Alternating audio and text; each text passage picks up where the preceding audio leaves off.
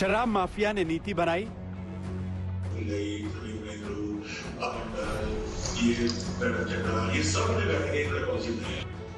300-400 करोड़ का घपला। माफिया की अंधाधुंध कमाई।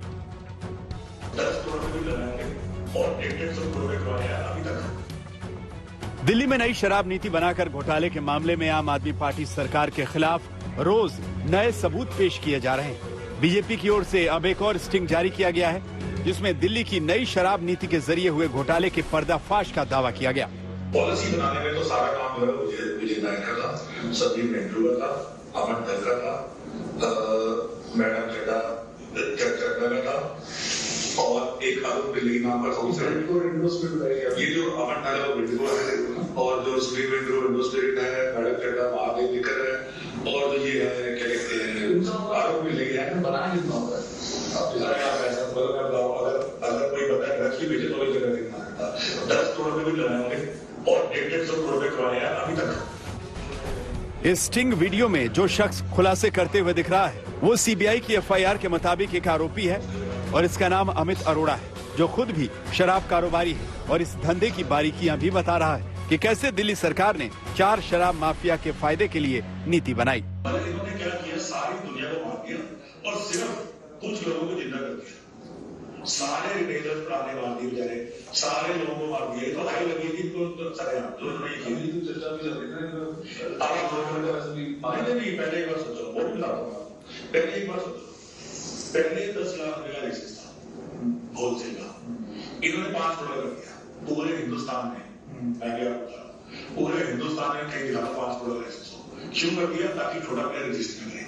10-12 लोगों ने जब बन लिया, 4 छोड़ गए, 3 छोड़ गए। क्यों? क्योंकि छोटा प्लेयर को 5 करोड़ की फीस ही नहीं आ सकती, क्योंकि बिजनेस तो 80% चल गया। बाकी आदमी तो जरा फीस भी अपनी वो नहीं करता कि धीरे धीरे क्या हो, सारा बिजनेस ही चल पड़ा है। इस स्टिंग में दावा किया गया कि लाइसेंस फीस में बेहिसाब बढ़ोतरी के पीछे 4% के कमीशन का खेल था। और तो और इस स्टिंग ऑपरेशन में दिल्ली के शराब घोटाले का गुजरात कनेक्शन भी सामने आया है। गुजरात का छोड़ जाते हैं कि गुजरात का चलिए, गुजरात में बात जाती है, गुजरात में दिल्ली तो जाएगी और साथ दिल्ली तक जाएगा, पंजाब तो जाएगा, पंजाब में भी सेम पॉलिसी लगती है। पंजाब तो काम नहीं है, पंजाब में भी सेम, पंजाब में क्या किया, 12% का 10% दिया। ईश्वर पर क्या 12% तो पा दिया 10%, बाकी तो सब कुछ है। ये तो कहते हैं एक्सपोर्ट कंपनी है। इवन सारी जगह जो दिल्ली से बाकी और सब जगह इनको तो अपने बड़े से मतलब ना होलसेल में, जब कहीं से भी जाएगी इनको तो होलसेल में मिलेगा 6%। इस स्टिंग वीडियो के हवाले से भारतीय जनता पार्टी ने एक बार फिर दिल्ली में केजरीवाल सरकार के ऊपर लग रहे घोटालों के आरोपों को हवा दी है। जिस तरह से स्टिंग में जो बातें कही गई है, उससे ये बात बिल्कुल स्पष्ट हो जाती है कि केजरीवाल सरकार की एक ही है नीति, हर रस्म निभाएंगे भ्रष्टाचार की रीति। वो सारा का सारा पैसा जो दिल्ली के खजाने में आना था, वो शराब के गिने चुने ठेकेदारों को फायदा पहुंचाने के लिए और उनकी मार्फत अंडर द टेबल कमीशन दलाली लेने का काम आम आदमी पार्टी ने किया। हालांकि दिल्ली के उप मुख्यमंत्री मनीष सिसोदिया ने स्टिंग की सच्चाई पर सवाल उठाया है और सोमवार तक खुद को गिरफ्तार करने की चुनौती भी दे दी है। अब सीबीआई को कुछ नहीं मिला, इन्होंने ईडी से जांच करा ली, उसमें इनको कुछ नहीं मिल रहा। अब ये स्टिंग लेके आए हैं कि जी देखो ये आदमी कह रहा है इनको दिए होंगे, इनको दिए होंगे। मैं आज भारतीय जनता पार्टी से अनुरोध करना चाहता हूं कि ये जो सो कॉल्ड आपका स्टिंग है, इसको आप आज और अभी जाके सीबीआई को दीजिए और 4 दिन के अंदर अंदर स्टिंग हो गया। अब स्टिंग तो सबूत में आ गया। 4 दिन के अंदर अंदर सीबीआई इसकी जांच करके मुझे गिरफ्तार करे। दिल्ली में शराब घोटाले को लेकर सीबीआई की जांच चल रही है। सीबीआई ने मनीष सिसोदिया के घर छापेमारी भी की है और मनीष सिसोदिया के बैंक लॉकर की भी जांच हो चुकी है।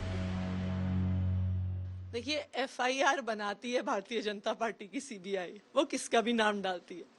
फिर जादुई तौर से भारतीय जनता पार्टी उन्हीं अक्यूज्ड का रोज रोज स्टिंग लेकर आती है।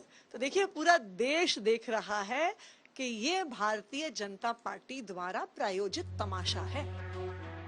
दिल्ली के शराब घोटाले को लेकर केंद्रीय जांच एजेंसियों में प्रवर्तन निदेशालय की भी एंट्री हो चुकी है और 1 करोड़ रुपए ट्रांसफर के मामले में छापे पड़ चुके हैं। पिछले हफ्ते 6 सितंबर को प्रवर्तन निदेशालय ने एक साथ दिल्ली, गुरुग्राम, लखनऊ, हैदराबाद, मुंबई, बेंगलुरु और पंजाब के शहरों में कुल 35 ठिकानों पर छापे मारे थे। दिल्ली में केजरीवाल सरकार पर शराब माफिया के फायदे के लिए नई शराब नीति बनाने का आरोप है और उस नीति के जरिए सरकार को राजस्व के नुकसान और माफिया से कमीशन खोरी के आरोपों की जांच चल रही है। हालांकि विवाद बढ़ने पर दिल्ली सरकार ने नई शराब नीति रद्द करके पुरानी नीति बहाल कर दी है।